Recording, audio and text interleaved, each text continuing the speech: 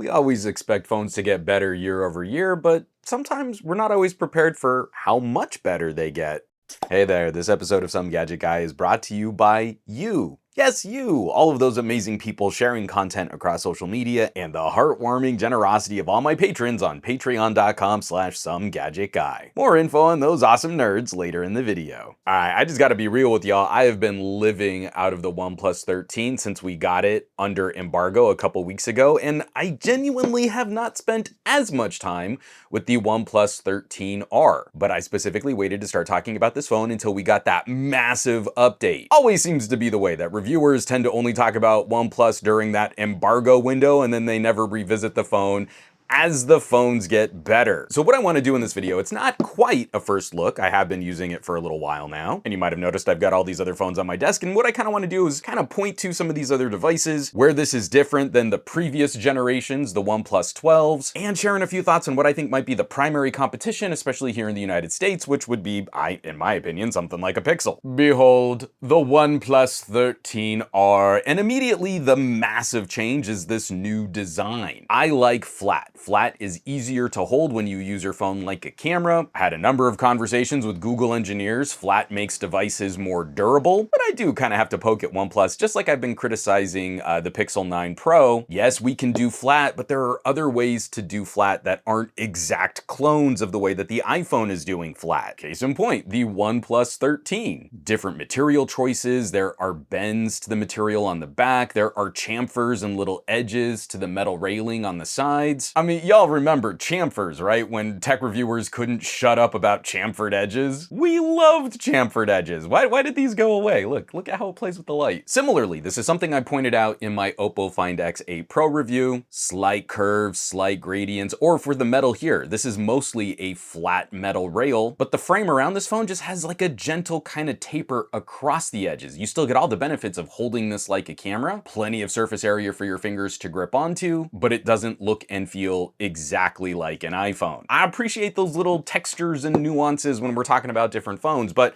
I will say, having spent a couple days really mainlining the 13R here, I really appreciate the organic, the practical differences holding and using these phones over the 12R from last year, which still had, the bends and curves and tapers. It still has this kind of more dramatic curve to the glass on the front. OnePlus was already in the process of softening how sharp those tapers were, but this is a dramatic change year over year. It feels like a totally different phone in your hand, and that's up to you, whether or not you prefer that tricking your fingers into a thinner feel, or you like that practical tactile. There are so many aspects of this phone that are not far removed from the OnePlus 12. We're using the same chipset, so we have that incredibly powerful Snapdragon 8 Gen 3. Both of these phones are rocking optical fingerprint sensors. We don't have ultrasonic fingerprint sensors here, but optical fingerprint sensors have evolved dramatically over the last couple years. If you're comparing opticals to phones from maybe 4 years ago, I don't think the performance upgrade is as dramatic going optical to ultrasonic today. The fingerprint sensor on the OnePlus 13 is that newer ultrasonic, and it's great. It's very snappy, it's very accurate, but getting a feel for the optical and just that little pulse that you get as you put your finger on the sensor and you see it light up, I really don't feel that's going to be a dramatic difference for most people rocking these phones.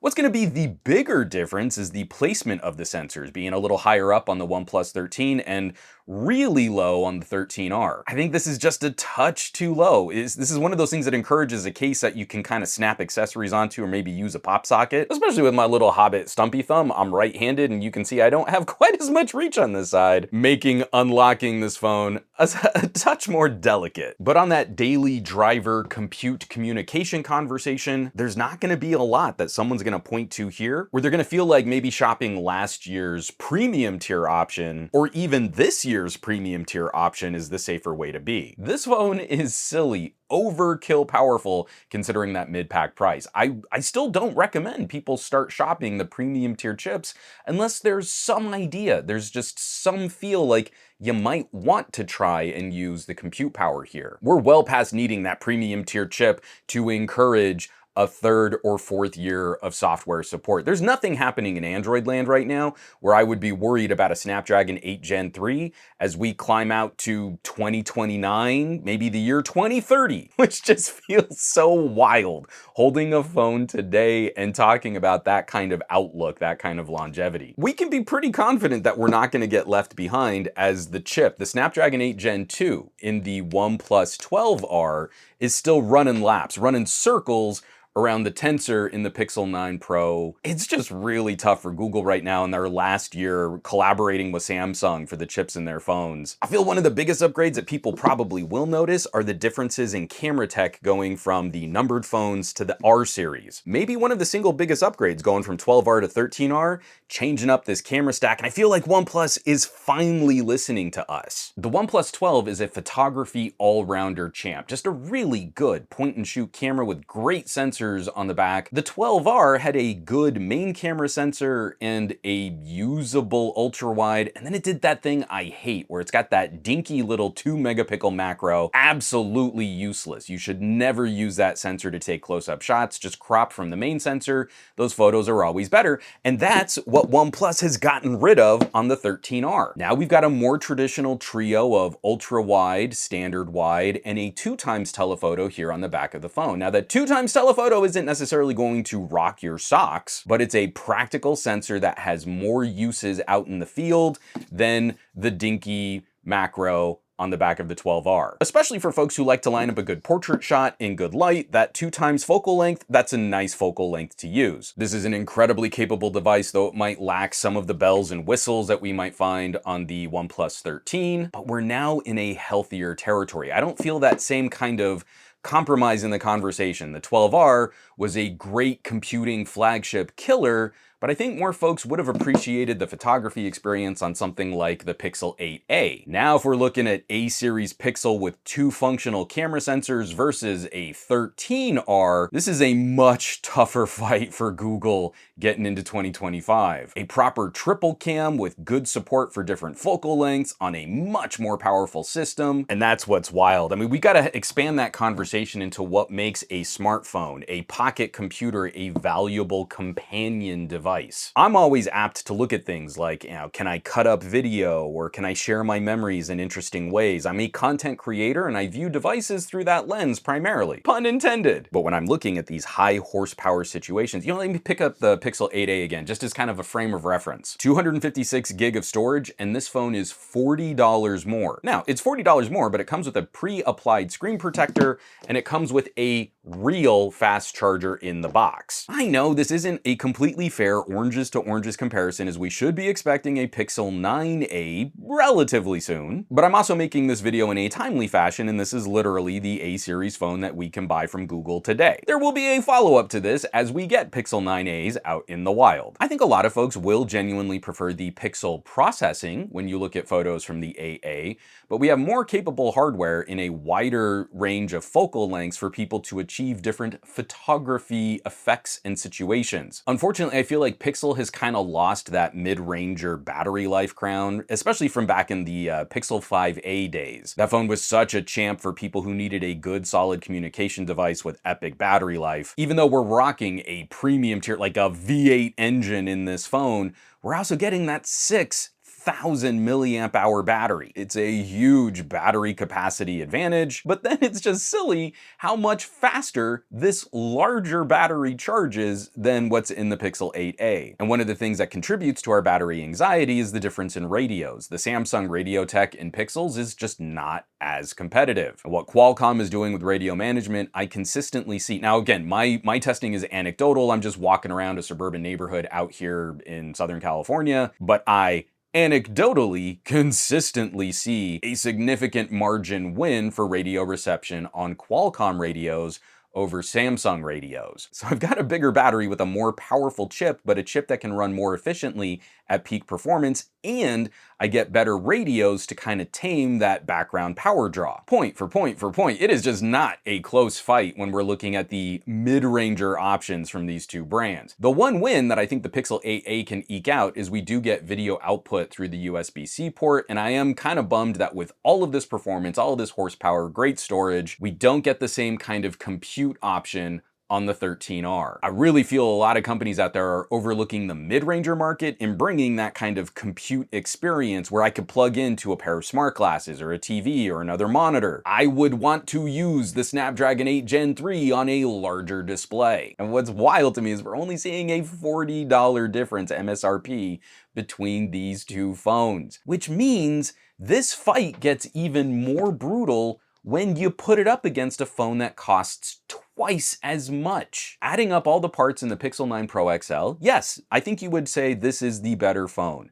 I don't know that you can say it is twice as good. The photography experience is definitely a win for the Pixel, using better sensors across each focal length, especially for that point and shoot, pull phone from pocket, just touch shutter button, put phone back in pocket. Absolutely, I think that Pixel processing is definitely crowd pleasing. We've got the video out from the USB-C, but then we start racking up those other hardware comparisons. A more powerful and more power efficient SoC, better radios, a bigger battery, real fast charging. I love things like Pixel call screen and how it filters out spam, but on the go, it's getting harder and harder to overlook the compute performance differences between these two platforms, especially when prices are this much dramatically lower. We're talking half the price. And you get those fun little perks like the little notification rocker, you've got the IR blaster to use as a universal remote. Sure, the fingerprint sensor is a little bit better on the Pixel 9 Pro XL. There you go, there's your win. I think one of the things that a lot of us techies can kind of get lost on is this